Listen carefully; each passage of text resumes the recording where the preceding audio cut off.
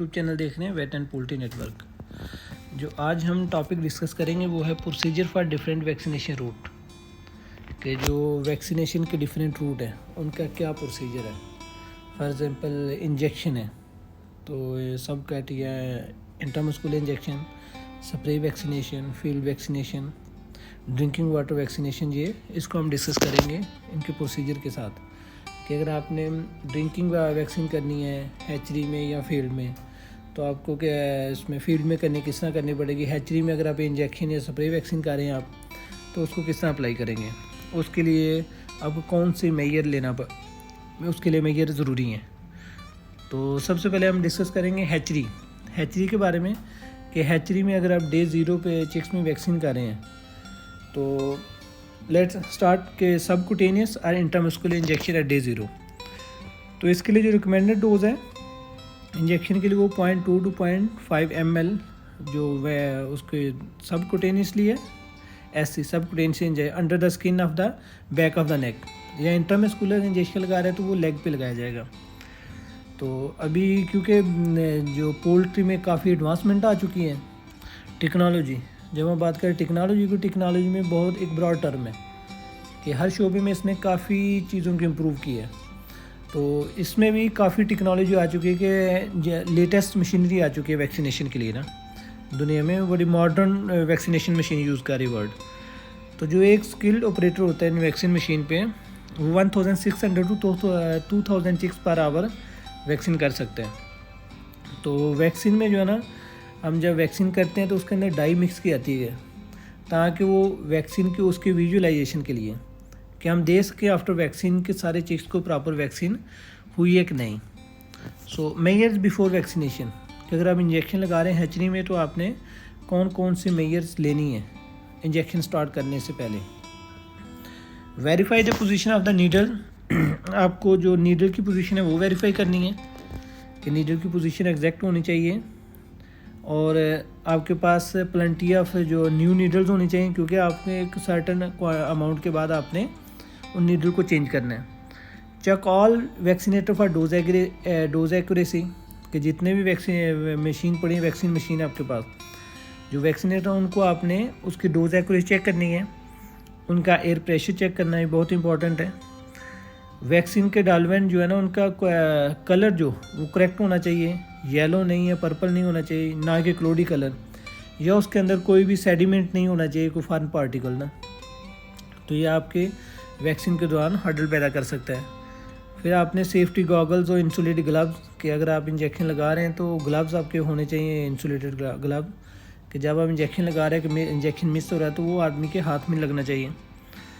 Vaccination process जो है ना उसको आपके जो जितने भी उससे शुरू करने से पहले आपके जो सारे इक्विपमेंट है वो प्रॉपर्ली सैनिटाइज होने चाहिए कि उसमें है ना कंटामिनेशन के चांस नहीं होने चाहिए, कंटामिनेशन हो चाहिए। जो वैक्सीन का डालमेंट आपने जो ना इक्विपमेंट के ऊपर वैक्सीनेशन इक्विपमेंट के हुक करके उसको हैंग करके आपने अच्छी तरह चेक कर लेना है कि वो प्रॉपर हैंगिंग है, उससे प्रॉपर वैक्सीन जो ना फ्लो कर रही है चिक्स की वैक्सीनेशन स्टार्ट करने से पहले। तो जो डोज़ है उसकी वो 0.2 to 0.5 ml नॉर्मली रखी जाती है। आपने जो नीडल चेंज करनी है वो 1000 चिक्स के बाद जो है ना 1000 चिक्स के बाद आपने जो नीडल है उसको चेंज करना है। वंस वैक्सीन रिकन्स्टिट्यूटेड, जब एक दफ़ा वैक्सीन उसको रेडी की जाती है वैक्सीनेशन के लिए उस प्रोसेस के लिए, तो आपको उसको 30 to 45 मिनट उसको ख़त्म करना है। अगर वो 45 मिनट से ज़्यादा है तो उसको आप डिस्कार्ड करें। तो वैक्सीन की क्वालिटी इंश्योरेंस ये बहुत इंपॉर्टेंट है कि आपने देखना है कि जो चिक्स को वैक्सीन हो रही है वो प्रॉपर है कि नहीं। तो इसको ये कहते हैं कि वैक्सीन क्वालिटी इंश्योरेंस, कि आपने क्वालिटी इंश्योरेंस को चेक करना है। तो आपने 100 चिक्स का सैंपल लेके उसकी एक परसेंटेज चेक करनी है कि कितने चिक्स ओके हैं, कितने चिक्स ओके नहीं है। अगर इसमें कोई प्रॉब्लम नज़र आ रहा है आपको कि वैक्सीन सही नहीं हो रही तो उसको इमीडिएटली करेक्ट किया जा सकता है। और ये सैंपल आपने कब लेना है, ये सैंपल आपने वैक्सीन के जो है ना आफ्टर 15 मिनट कि आपने ट्राई करने मैक्सिमम 15 मिनट के बाद आपने वो सैंपल लेना है, क्योंकि आफ्टर 15 या 16 मिनट आपको जो डाई है जो वैक्सीन के अंदर आपने डाई मिक्स की थी वो आपको नज़र नहीं आएगी उसके बाद। तो अगर आपने फॉर एग्जांपल आप सब टेनिस इंजेक्शन लगा रहे हैं under the skin back of the neck, कि अगर आपको उधर ब्लड नज़र आ रहा है चूज़े के, तो इसका मतलब है कि वो इंडिकेशन है कि आपकी जो नीडल है वो या ब्लंट है, उसकी पोजीशन ठीक नहीं है, या उसके ऊपर ज़्यादा प्रेशर अप्लाई किया जा रहा है। जब चीज़ को वैक्सीन की जाए तो ज़्यादा प्रेशर अप्लाई किया जा रहा है, जिसकी वजह से वो ब्लड निकलना शुरू हो गया। कि मशीन आपकी, जो भी आपकी मशीन है, वो उसको भी आपने कैलिब्रेट करना अच्छी तरह, कि जितने भी जो आपने वॉल्यूम डोज है उसके लिए एडजस्ट किया आपने, तो मुझे 0.2 ml चाहिए पर चिक, तो आपने उसको एक्यूरेसी को चेक करना है कि वाकई जो डिलीवर कर रही है डोज वो 0.2 ml होनी चाहिए। एयर प्रेशर बहुत इंपॉर्टेंट है, जैसा कि मैंने पहले बताया कि एयर प्रेशर को आपने चेक करना है। एयर प्रेशर आपका ज़्यादा है तो वो आपके चिक्स को हर्ट करेगा, और दूसरा है कि आपकी वैक्सीन लीकेज बढ़ जाएगी। अगर आपका एयर प्रेशर कम है तो उससे जो होगा कि आपके जो वैक्सीन है उसकी प्रॉपर डोज नहीं मिलेगी, इनसफिशिएंट डोज जो चूज़े को मिलेगी, जो आपने रिकमेंड डोज दे 0.2 ml है, 0.2 ml वो आपकी डोज प्रॉपर नहीं चूज़े को दे सकेंगे।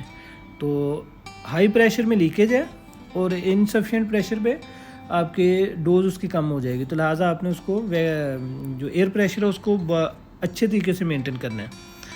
पोस्ट वैक्सीनेशन, कि आपकी जो पोस्ट वैक्सीनेशन, आपने पोस्ट वैक्सीनेशन में क्या करना है कि जो जितने भी आपके इक्विपमेंट हैं जो वैक्सीनेशन के यूज़ हो रहे थे, पोस्ट वैक्सीनेशन का मतलब है कि वैक्सीनेशन के बाद कि आपकी वैक्सीनेशन प्रोसेस ख़त्म हो गया, आप जितने भी इक्विपमेंट यूज़ हो रहे थे आपने उसको क्लीन करना है, सैनिटाइज़ करना है, स्टेरिलाइज़ करना है अच्छी तरह, ताकि वो नेक्स्ट यूज़ के लिए आपके रेडी रहें और उसमें कोई कंटामिनेशन बाकी ना रहे।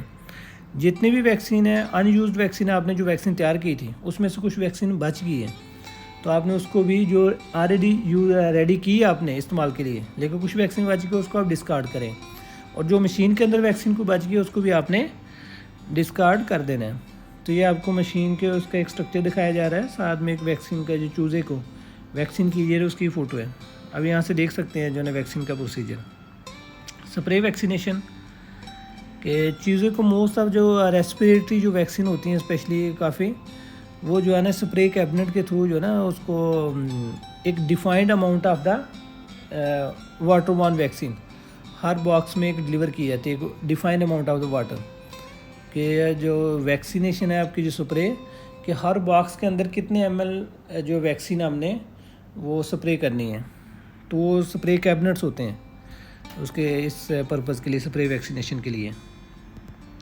ये मेथड जो है ना ज़्यादातर रेस्पिरेटरी वैक्सीन और जो कॉक्सीडियोटिव वैक्सीन है उसके लिए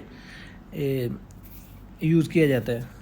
तो स्प्रे वैक्सीन की मेजर्स क्या है कि आपको जब स्प्रे रेस्पिरेटरी वैक्सीन हैं जो स्प्रे के लिए, उसके आपने कौन कौन से मेजर्स लेनी है before the vaccination.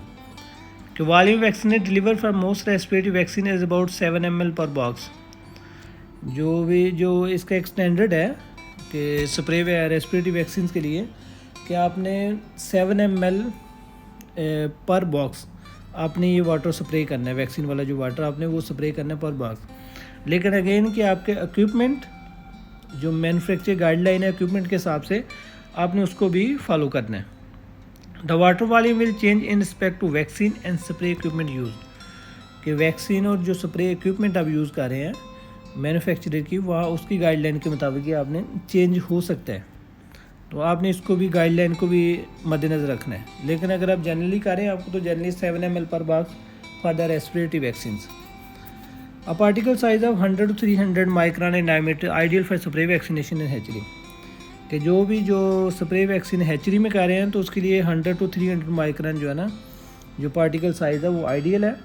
Smaller droplet will move with air currents and will not settle evenly over the chicks, कि अगर आप इसमें स्मॉलर ड्रॉपलेट बनाएंगे ना, ड्रॉपलेट साइज बिल्कुल कोई फाइन स्प्रे हो जाएगी, तो एक तो वो हवा में मुअल्लक रहेगी और चूज़े के ऊपर इवनली डिवाइड नहीं होगी चिक्स के ऊपर।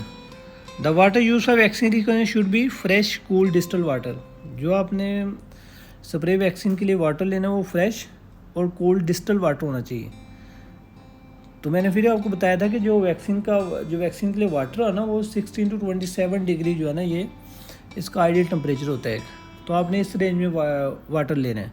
अगर आपका पानी इससे ज़्यादा हॉट होगा, गर्म होगा, वार्म वाटर है, तो जो वैक्सीन की वाइबिलिटी है, क्योंकि लास्ट जो वैक्सीनेशन बेसिस में हम देखा ना था कि जो लाइव वैक्सीन है ये बहुत ज़्यादा सेंसिटिव होती है।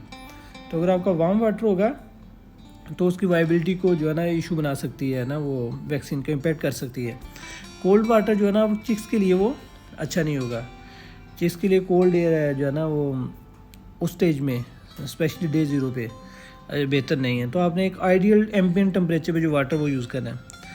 तो इसके लिए जब आपने इस मेजरमेंट रेस्पिरेटरी वैक्सीन की जो स्प्रे वैक्सीन है उसकी मेजरमेंट में आपने उसका again air pressure, nozzle spray pattern कि जो नोज़ल स्प्रे उसका क्या पैटर्न है, कोन है या फ़ैन है, फ़ैन पैटर्न है, वॉल्यूम डिलीवर पर नोज़ल के एक जो आप वैक्सीन कर रहे हैं तो जितनी नोज़ल हैं तो हर नोज़ल से कितना जो वॉल्यूम डिलीवर होगा, ओरिएंटेशन ऑफ द नोज़ल उसकी पोजीशन क्या है, और हाइट ऑफ द चिक बॉक्स कि जो चिक बॉक्स आपने मशीन के अंदर से पास करना है उसकी हाइट क्या है। ना तो बहुत ज़्यादा हाई होना चाहिए ना लो होना चाहिए, एक आइडियल उसकी जो हाइट है वो होनी चाहिए। सो ये हमने रेस्पिरेटरी वैक्सीन के लिए हमने देखा है कि रेस्पिरेटरी वैक्सीन स्प्रे के लिए कि कौन से मेजर्स हैं। Measure for coccidiosis vaccination by spray cabinet कि कॉक्सीडियोसिस वैक्सीन क्योंकि थोड़ा स्पेशल प्रोटोकॉल है इसके लिए, तो इसके लिए कौन कौन से मेजर्स हमें लेनी पड़ेगी। Coccidiosis vaccine must be sprayed or agitated gently continuously to ensure that oocysts stay in suspension. If oocysts are allowed to settle the bottom, significant variation will occur in the actual oocyst dose delivered. जो coccidio vaccine के लिए जो special measures है, एक तो आपने जो जिस कैबिनेट के अंदर उसको रखा हुआ ना उसको आपने जेंटली एजिटेट करना है, हिलाते रहना है ताकि जो इसके oocyst है वैक्सीन के कॉक्सीडियोसिस के ये जो सस्पेंशन आपने बनाया जो मिक्स किए जिस वाटर के अंदर सोल्यूशन के अंदर, तो उसके अंदर ये मुअल्लक रहे, सस्पेंड है उसके अंदर रहे, उसके बॉटम में नहीं बैठने चाहिए। अगर ये उस जो कैबिनेट है उसके बॉटम में बैठ गए तो जो आप वैक्सीन स्प्रे कर रहे हैं उसका ये होगा कि जो उसकी oocyst की जो डोज है ना उसमें वेरिएशन आ जाएगी क्योंकि बहुत ज़्यादा सेटल डाउन हो गए हैं उसके बॉटम के अंदर, तो वो आपका जैसे वाटर स्प्रे या चंद एक oocyst की डोज होगी, तो लिहाजा उसको थोड़ा हिलाते रह रहे हैं जैसे कि आप पिक्चर में देख सकते हैं इसको। Coccidio vaccine generally deliver with the fan pattern कि जो कॉक्सीडियो वैक्सीन है ये फैन पैटर्न के थ्रू डिलीवर किए जाते हैं, and while respiratory vaccine cone shaped pattern के थ्रू जो है ना ये स्प्रे की जाती है। Coccidio vaccine utilize a large droplet size and volume of vaccine delivery approximately 20 ml per box कि जो कॉक्सीडियो वैक्सीन है इसका जो ड्रॉपलेट साइज़ है ये बड़ा है और इसका जो इसे ड्रॉपलेट साइज़ ज़्यादा होगा, बड़ा होगा तो ज़्यादा डिलीवर जो उसका जो वॉल्यूम ऑफ डिलीवर वो ज़्यादा होगा, तो लिहाजा इसके पर बॉक्स के लिए 20 ml जो उसका सोल्यूशन इस्तेमाल होगा। जो वैक्सीन जो रिकंस्टिट्यूट वैक्सीन है dyed in order to stimulate preening post vaccination and consumption of the vaccine कि जो आपने जब वैक्सीन मिक्स की है ना उसमें कलर मिक्स करना है। कलर मिक्स क्यों करना है कि जब जो आफ्टर वैक्सीनेशन जो है ना वो जब चिक्स के ऊपर कलर नज़र आएगा तो एक चिक्स दूसरे चिक्स को उस कलर को खाने की कोशिश करेगा, कंज्यूम करने की कोशिश करेगा। तो हमारा जो इसमें जो मेन पर्पस होता है वो यही कि जो oocyst है ना वो अगर चिक्स खाता है तो आपके उसमें इफ़ेक्टिवनेस आती है। तो प्रीनिंग होता है कि मतलब है कि आफ्टर वैक्सीनेशन जो चिक्स उसको एक चिक्स दूसरे चिक्स को कलर को खाने की कोशिश करेगा। After vaccination the chicks bar should be placed in an area with abundant light in order to continue stimulating vaccine consumption by preening कि आफ्टर वैक्सीन जब आपने वैक्सीन कर ली है इसकी कॉक्सीडियोसिस की, उन बॉक्सेस को ऐसी जगह पर रखना जहाँ बहुत ज़्यादा लाइट हो ताकि चूज़ों को ज़्यादा क्लियर विजिबल हो चीज़ें नज़र आए और जो डाई है चूज़ों के ऊपर उसको क्लियर नज़र आए, तो लिहाजा चूज़ों वो एक दूसरे के ऊपर से उसको खाने की कोशिश करें। जैसे कि आप फ़ोटो में देख सकते हैं कि है ना ये डाइड है तो चूज़े इसको कहते हैं प्रीनिंग कि उसको कंज्यूम करना वैक्सीन को ना उधर से। आज के लिए बस इतना ही, नेक्स्ट वीडियो तक दीजिए हमें इजाज़त। अपना ख्याल रखिएगा, अपने चैनल का भी। अल्लाह हाफिज़।